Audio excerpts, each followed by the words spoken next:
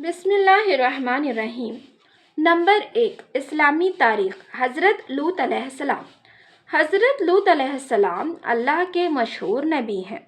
ان کے والد کا نام ہاران تھا۔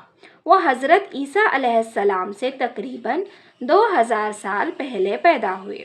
ان کا وطن عراق کا مشہور شہر بابل تھا۔ وہ حضرت ابراہیم علیہ السلام کے بھتیجے تھے اور سب سے پہلے ان پر ایمان لانے والے تھے۔ حضرت ابراہیم علیہ السلام نے ہی بچپن سے ان کی تربیت و پرورش فرمائی۔ جب حضرت ابراہیم علیہ السلام نے عراق سے ہجرت کی تو حضرت لوط علیہ السلام بھی اس سفر میں آپ کے ساتھ تھے۔ مصر سے واپسی پر حضرت ابراہیم علیہ السلام تو فلسطین میں مقیم ہو گئے، مگر حضرت لوط علیہ السلام ہجرت کر کے اردن شام چلے گئے۔ اس علاقے میں چند میل کے فاصلے پر بحر میت کے کنارے سدوم و عمورہ نامی بستیاں آباد تھیں۔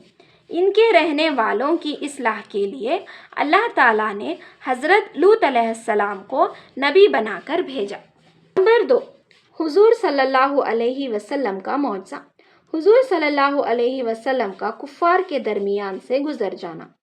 جس رات رسول اللہ صلی اللہ علیہ وسلم نے ہجرت فرمائی تھی، اس رات حضور صلی اللہ علیہ وسلم نے اپنے بستر پر حضرت علی رضی اللہ عنہ کو سلا دیا اور ایک برتن میں مٹی لے کر آپ صلی اللہ علیہ وسلم باہر تشریف لائے اور یاسین شریف شروع سے فَأَغْشَيْنَاهُمْ فَهُمْ لَا يُبْصِرُونَ تک پڑھتے گئے اور کفار کی طرف مٹی پھینکتے گئے اور ان کے بیچ سے گزر گئے اور ان کو پتہ تک نہ چلا۔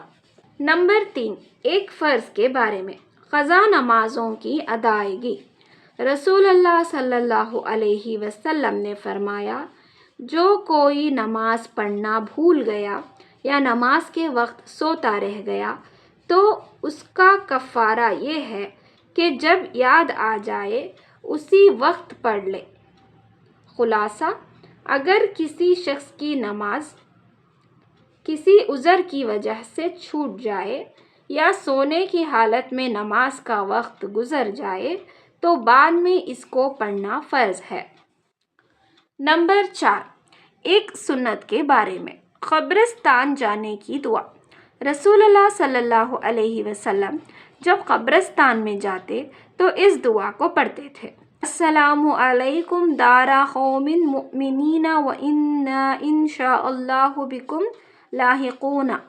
ترجمہ: اے قبرستان میں بسنے والے مومنوں، تم پر سلامتی ہو، ہم بھی انشاءاللہ تم سے آ ملنے والے ہیں۔ نمبر 5، ایک اہم عمل کی فضیلت۔ تحت الوضو پر جنت کا انعام۔ رسول اللہ صلی اللہ علیہ وسلم نے فرمایا، جو شخص اچھی طرح وضو کرے پھر رکعتیں پوری توجہ کے ساتھ ادا کرے تو اس کے لیے جنت لازم کر دی جاتی ہے۔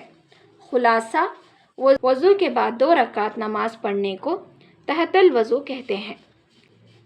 نمبر 6، ایک گناہ کے بارے میں۔ نماز میں سستی کرنا۔ قرآن میں اللہ تعالیٰ فرماتا ہے، ایسے نمازیوں کے لیے بڑی خرابی ہے جو اپنی نمازوں کی طرف سے غفلت و سستی برتتے ہیں، جو صرف ریاکاری کرتے ہیں۔ نمبر 7، دنیا کے بارے میں۔ مال و دولت آزمائش کی چیزیں ہیں۔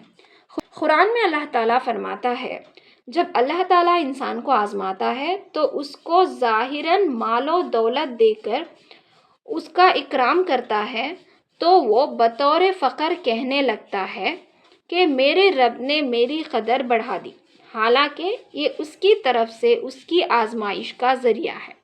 نمبر 8، آخرت کے بارے میں۔ دوزخ کی گرمی اور بدبو کی شدت۔ رسول اللہ صلی اللہ علیہ وسلم نے فرمایا، اگر جہنم سے آگ کا ایک ڈول زمین کے درمیان رکھ دیا جائے تو یہ مشرق اور مغرب کے درمیان کی تمام چیزوں کو اپنی بدبو اور سخت گرمی سے دکھی کر دے، اور جہنم کے انگارے میں ایک شرارہ مشرق میں موجود ہو تو اس کی گرمی مغرب میں رہنے والے کو جا پہنچے گی۔ نمبر 9، طب نبوی سے علاج، چست چاق و چوبند رہنے کا طریقہ۔ رسول اللہ صلی اللہ علیہ وسلم نے فرمایا، تم میں سے جب کوئی سوتا ہے تو ہر ایک کی گدی پر شیطان 3 گرہ لگاتا ہے اور ہر گرہ پر کہتا ہے، رات لمبی ہے سوتے رہو، رات لمبی ہے سوتے رہو، رات لمبی ہے سوتے رہو۔ جب وہ بیدار ہوتا ہے اور اللہ کا نام لیتا ہے تو ایک گرہ کھل جاتی ہے، پھر وضو کرتا ہے تو دوسری گرہ کھل جاتی ہے۔ جب وہ بیدار ہوتا ہے اور اللہ کا نام لیتا ہے تو ایک گرہ کھل جاتی ہے، پھر وضو کرتا ہے تو دوسری گرہ کھل جاتی ہے، اور نماز پڑھ لیتا ہے تو ساری گرہیں کھل جاتی ہیں۔ چنانچہ وہ صبح کے وقت چست چاق و چوبند اور خوش مزاج ہوتا ہے، ورنہ منحوس اور سست رہتا ہے۔ نمبر 10، نبی صلی اللہ علیہ وسلم کی نصیحت۔ رسول اللہ صلی اللہ علیہ وسلم نے فرمایا، جب آدمی مجلس میں آئے تو سلام کرے، پھر ختم مجلس سے پہلے اسے اٹھنے کی ضرورت پیش آئے تو سلام کرے، پھر اٹھے۔